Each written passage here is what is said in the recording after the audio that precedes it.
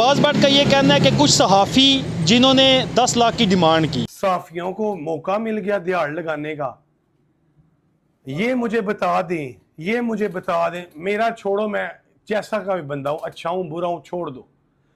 इन्होंने मेरे से 10 लाख मांगा कि नहीं मांगा। यहाँ मैं आपको एक और चीज़ वाज़ेह करता चलूँ कि उस वक़्त उस दिन मैं थाने में मौजूद था। मेरे साथ चौधरी आबद साहब, दानियाल चौधरी, आमर कियानी साहब और शहरियार अली राजा वहाँ पे मौजूद थे।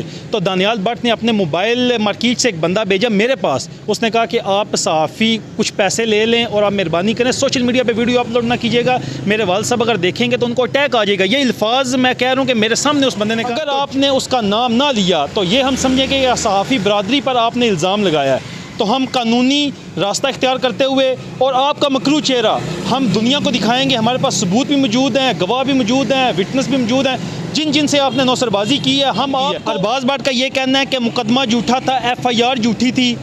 तो दानियाल भट्ट इब्रार शाह के साथ मुकमकाओ और सुलह क्यों करने गया और सोशल मीडिया पे वीडियो क्यों अपलोड की। तो यहाँ मैं आपको बताता चलूँ कि JLM के साफ़ी एक प्लेटफॉर्म पर मौजूद हैं। हम बामी मुशावरत करेंगे। आपने जो झूठा इल्ज़ाम लगाया है कि उन्होंने पैसों की 10 लाख की डिमांड की सहाफ़ियों ने, तो जो सहाफ़ी जिसने डिमांड की आप उसका नाम सबूतों के साथ आप नाम बताएं। ये इल्ज़ाम नहीं लगाना, सबूतों के साथ जिसने आपसे 10 लाख की डिमांड की है। अस्सलाम वालेकुम नाजरीन, आप देख रहे हैं इंफॉर्मेटिव TV। मैं हूँ चौधरी तसव्वुर। चंद रोज़ कबल JLM के मशहूर टिकटॉकर और बिजनेसमैन जिन पर 379 और 420 के तहत मुकदमा दर्ज हुआ, बिल्कुल सही आप समझे, शानदार मोबाइल, अरबाज भट्ट और तैमूर भट्ट पर FIR दर्ज की गई और मुद्दई मुकदमा के साथ इन्होंने मुकमकाओ के मामलात करने के बाद 4 रोज़ा पुलिस ने जिस्मानी रिमांड हासिल करने के बाद इनकी जो सुलह हुई। अब अरबाज भट्ट का ये कहना है कि कुछ सहाफ़ी जिन्होंने 10 लाख की डिमांड की। यहाँ मैं आपको एक और चीज़ वाज़ेह करता चलूँ कि उस वक़्त उस दिन मैं थाने में मौजूद था। मेरे साथ चौधरी आबद साहब, दानियाल चौधरी, आमर कियानी साहब और शहरियार अली राजा वहाँ पे मौजूद थे।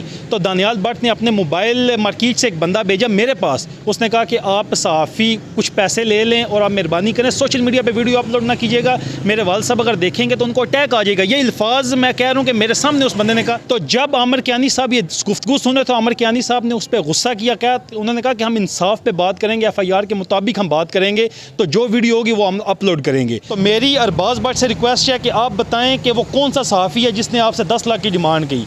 अगर आपने उसका नाम ना लिया तो ये हम समझेंगे कि सहाफ़ी बरादरी पर आपने इल्ज़ाम लगाया है। तो हम कानूनी रास्ता इख्तियार करते हुए और आपका मकरू चेहरा हम दुनिया को दिखाएंगे। हमारे पास सबूत भी मौजूद हैं, गवाह भी मौजूद हैं, विटनेस भी मौजूद हैं, जिन जिन से आपने नौसरबाजी की है। हम आपको सबूतों के साथ, अगर आपने ना बताया कि वो कौन सा बंदा है, फ़र्द वाहिद या जो भी बंदा जिसने आपसे 10 लाख की डिमांड की है। अरबाज भट्ट का ये कहना है कि मुकदमा झूठा था, FIR झूठी थी। तो दानियाल भट्ट इब्रार शाह के साथ मुकमकाओ और सुलह क्यों करने गया और सोशल मीडिया पे वीडियो क्यों अपलोड की। तो यहाँ मैं आपको बताता चलूँ कि JLM के साफ़ी एक प्लेटफॉर्म पर मौजूद हैं। हम बामी मुशावरत करेंगे। आपने जो झूठा इल्ज़ाम लगाया है कि उन्होंने पैसों की 10 लाख की डिमांड की सहाफ़ियों ने, तो जो सहाफ़ी जिसने डिमांड की आप उसका नाम सबूतों के साथ आप नाम बताएं। ये इल्ज़ाम नहीं लगाना, सबूतों के साथ जिसने आपसे 10 लाख की डिमांड की है। अगर तो आप अपने जगह राइट हैं तो ठीक है, अगर नहीं तो हम मोअज़्ज़ज़ अदालत से रुजू करेंगे, इंसाफ की अपील करेंगे। आपने अब उस बंदे का, फ़र्द वाहिद का नाम बताना है, वरना हम ये समझें कि आपने सहाफ़ी बरादरी पर इल्ज़ाम लगाया है। तो नेक्स्ट हम सबूतों के साथ वीडियो आपकी खिदमत में पेश करेंगे।